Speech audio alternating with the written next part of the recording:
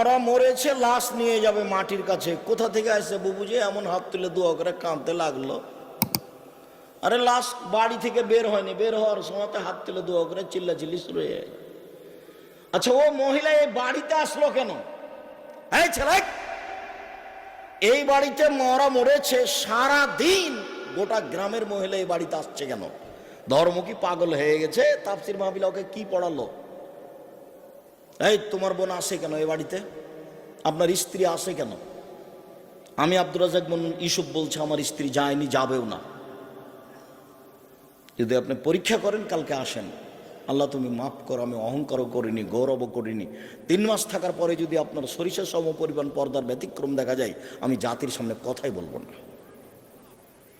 বিবাহের 11 দিন পর থেকে প্রতিষ্ঠানের প্রধান শিক্ষিকা। এই বাড়িতে মরা মরেছে, সারা দিন কেন এ বাড়িতে মহিলারা আসছে? ওর কি মাথা ঘামলো যে এখানে আসবে কেন সারাদিন? ওর কেন একটু লজ্জা হয় না? ওর কেন একটু শরম হয় না? ওর কেন ও চাচাতো ভাইকে দেখতে আসলো? ওর নাকি গ্রাম্য চাচাতে দেখতে এসেছে,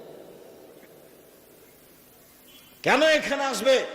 অর্ধ পৃথিবীর খলিফা, কুশাগর বুদ্ধিজীবী, রাজনীতিবিদ ওমর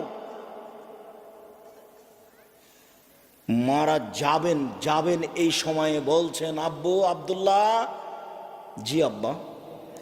আয়েশাকে গিয়ে বলো মোহাম্মদ সাল্লাল্লাহু আলাইহি সাল্লামের পাশে আবু বকর সিদ্দিকের কবর আছে, তার পাশে একটু ফাঁকা জায়গা আছে, ওখানে আমার কবর দেওয়ার সুযোগ দিবে কিনা। শোনো আব্দুল্লাহ, আয়েশাকে গিয়ে বলিও যে উমর কবরের জায়গা চাই। এই কথা বলিও না যে আমিরুল মুমিনিন, দেশের সরকার জায়গা চাই, এই কথা বলো না।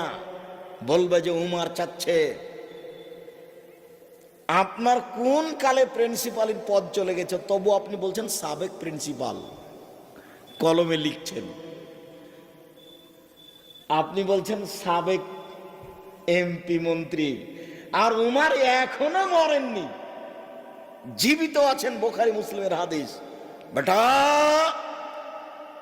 আয়েশাকে গিয়ে বলবা উমর কবরের জায়গা চাচ্ছে, বলিও না যে দেশের সরকার চাচ্ছে, আমিরুল মুমিনিন চাচ্ছে, এই কথা বলিও না।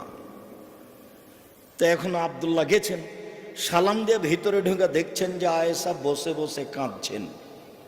উমর মারা গেছেন, সেই জন্য আয়েশা বসে বসে কাঁদছেন। কই, আয়েশা তো দেখতে আসেননি। আয়েশা রাদিয়াল্লাহু তাআলা আনহা দেখতে আসেননি। অর্ধ পৃথিবীর খলিফা, কুশাগর বুদ্ধিজীবী, রাজনীতিবিদ ওমর, অর্ধেক পৃথিবী যার দখলে, সারা পৃথিবীতে এত ইমানদার মানুষ, ব্যতিক্রম মানুষ আল্লাহ কাকে সৃষ্টি করেছেন তা ইতিহাস বলে না। মানুষ হিসেবে এত শক্তিশালী পাওয়ারফুল মানুষ পৃথিবীতে আর কে জন্ম নিয়েছে তা ইতিহাস বলে না। যার রাস্তায় শয়তান হাঁটে না, যার রাস্তায় শয়তান হাঁটে না, এত বড় মানুষ মারা গেছেন, আয়েশা রাদিয়াল্লাহু তাআলা দেখতে আসেননি, বাড়িতে বসে কাঁদছেন। আপনি আপনার স্ত্রীকে কন্ট্রোল করুন। আপনাকে বলছি, দুঃখিত, আপনি মনে কিছু নিয়েন না। আমার কথা যতই আপনাকে তিতা লাগুক, তবে আপনার প্রয়োজন আছে, এটা আপনাকে আমি মনে করাতে চাই। শোনেন, 5 নাম্বার উপদেশ থাকছে, 4টা উপদেশ আছে। 5 নাম্বার উপদেশ থাকছে, আপনার বাড়িতে মাশাআল্লাহ কারফিউ জারি থাকবে। আপনার বাড়ির যেন আইয়ুবের শাসন,